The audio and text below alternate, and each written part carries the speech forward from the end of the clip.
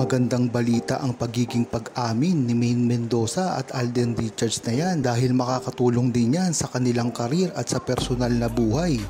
Lalong-lalo na ngayon na napakaraming bashers ang tumutuligsa sa kanilang relasyon. Hindi mo talaga masasabi kung tama ang gagawin nila na hindi pag-amin sa publiko. Mas maganda kasi na aminin nila ito nang sa gayon ay merong matigil kahit kaunti man lang ng mga bashers. Alam naman natin na kahit umamin si Maine Mendoza at Alden Richards ay hindi pa rin sila titigilan ng bashers dahil ang ultimate goal lang naman ng mga bashers nila ay sirain sila ang kanilang mga karir at isa pa dito, palitan sila sa kanilang trono. Lalong-lalo na si Alden Richards at Maine Mendoza na talagang alam naman natin na hanggang ngayon ay naman namagtag ang kanilang mga karir, kaya talagang pilit silang sisirain nito kahit ano pa ang gawin nila na maganda sa publiko. Kung ang pagtulong nga sa kapwa ay binabatikos pa, yung pag-amin pa kaya talagang walang ibang dapat gawin si Maine Mendoza at Alden Richards kung hindi sundin ang kanilang nilalaman ng puso. Lalong-lalo na ngayon ang mga bashers na ito ay hindi tumitigil. Kaya dapat lang na hindi magpatalo si Maine Mendoza at Alden Richards sa mga ganitong taktika. Lalong-lalo na ngayon, marahil marami pang hindi na nakakaalam ang totoong binigkas ni Alden Richards sa naging pagpapakasal nila ni Maine Mendoza. Ayon mismo kay Alden Richards, matagal na ako sa showbiz pero simula nung makilala kita, marami ang nagbago. Hindi lang kasi ako ang natulungan mo, pati ang family ko. Talagang sa simula pa man, bukas na talaga si Alden Richards sa kanyang feelings kay Maine Mendoza. Ganon din ang sentimiento. Kaya nga pinakasalan agad ni Alden si Maine. Same silang magmamahal.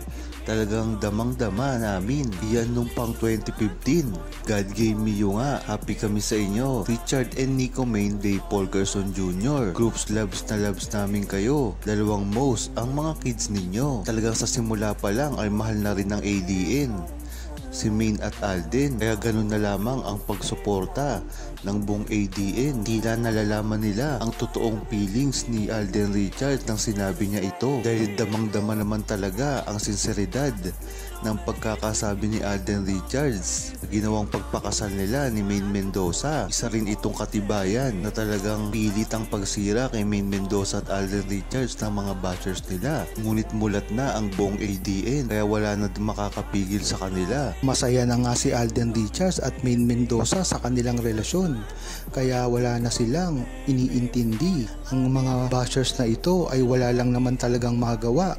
Lalong-lalo na ngayon pang dumagdag ang mga artista na talagang sumusubaybay din sila sa karir ni Maine Mendoza at Alden Richards na kahit ano pang gawin nila ay hindi nila ito masisira para palitan. Ang mga starlet na ito ay wala pa sa kalingkingan ang talento ni Alden Richards at Maine Mendoza. Diyan nga nakilala si Maine Mendoza. Wala na nga siyang ginagawa, ngunit napakasikat pang artista noong 2015. Biruin mo, nagpapapangit lang siya. Sa kanyang programa ay tinangkilik pa. Diyan mo malalaman talaga ang karisma ni Maine Mendoza. Talagang hindi mo mapapantayan ang karisma ng isang tao kahit ano pang gawin mo. Merong napakagandang mga babae, maputi, sexy at iba't iba pa. Ngunit bakit hindi sumisikat?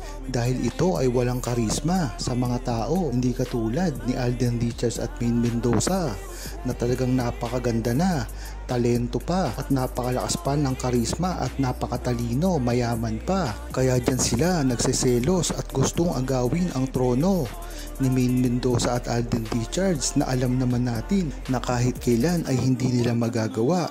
Ito na rin kasi ang tunay na pagmamahalan ni Maine Mendoza at Alden Richards na kahit kailan ay hindi matatawaran. Kung gustong-gusto nga ni Alden Richards at Maine Mendoza magpasaya at magpakilig sa tao noon, ngayon naman ay talagang pinangangalagaan na nila ang isa't isa. Hindi na sila dapat gumagawa ng mga maling hakbang dahil hindi na sila bata katulad ng dati na ang mga sinasabi nila ay pinupuna ng mga netizen, lalong-lalo na ang mga bashers na talagang walang ginawa kung hindi paghiwalayan sila. Maganda na rin kasi na naging matalino si Maine Mendoza at Alden Richards ngayong matured na sila, nang sa gayon ay hindi na sila masira pa ng mga bashers. Dahil kung titignan mo, sa kanila lang naman talaga nakapokus ang mga bashers na ito at wala na silang ginawa kung hindi sirain sila, kahit pa napakaganda ng mga ginagawa ni Maine Mendoza at Alden Richards. Hindi naman kasi dapat ito pinapatulan pa. Alam ng buong Aldab Nation yan. Kaya nga ang pagtatanggol ng mga Aldab Nation kay Maine Mendoza at Alden Richards ay hindi rin matatawaran. Pagka may nambabash kay Maine Mendoza at Alden Richards sa social media, ang mga Aldab Nation ay pinapakitaan kagad ng mga resibo na nagpapatunay sa kanilang relasyon.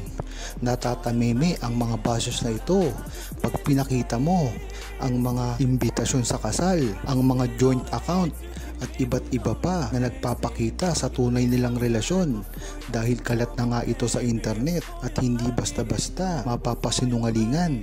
Kaya tiwala ang buong Aldab Nation na kahit anong gawin ng mga bashers ay hindi sila magtatagumpay. Hindi na nga talaga kakayanin ni Alden Richards at Maine Mendoza ang pangbabash na tinatanggap nila sa publiko.